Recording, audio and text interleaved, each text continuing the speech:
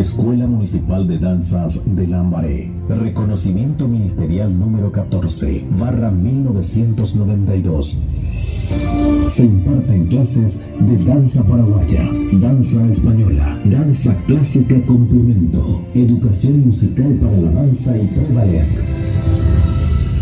Bajo la dirección de la profesora Nínive Orrego, la Escuela Municipal de Danzas de Lambaré además brinda intercambios culturales, talleres de especialización con maestros nacionales e internacionales para alumnos y bailarines de toda la comunidad de Lambaré.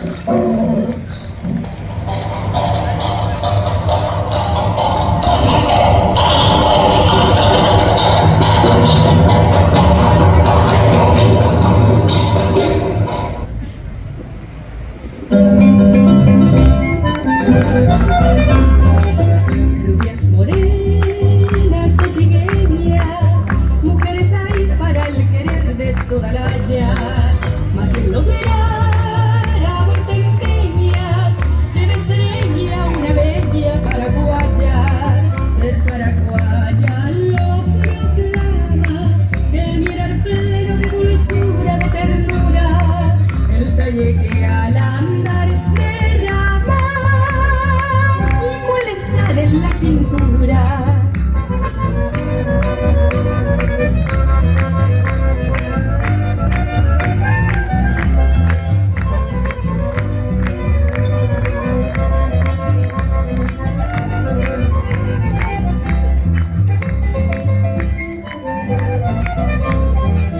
Cuando su esposo va a la guerra, ella es el alma que resguarda fiel su casa. Ella es el alma de su tierra, ella es el alma luminosa de su raza. Nunca veréis que haga alarde en su dolor o en su inocente regocijo. El hombre héroe o cobarde, para su amor es todo un hijo.